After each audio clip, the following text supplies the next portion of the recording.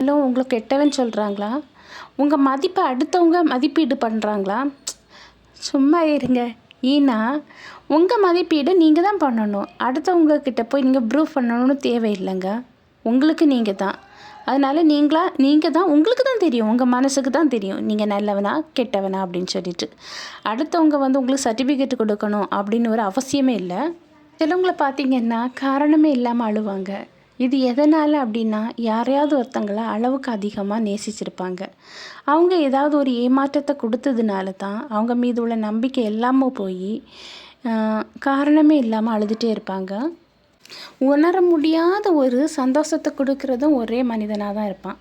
அதே மனிதன் தான் உணர முடியாத வலியும் கொடுத்துட்டு போவான். ஏன்னா முதல்ல நீங்கள் இன்ட்ரடியூஸ் ஆகும்போது உணர முடியாத ஒரு சந்தோஷத்தை உங்களுக்குள்ளே கொண்டு விதைப்பான்.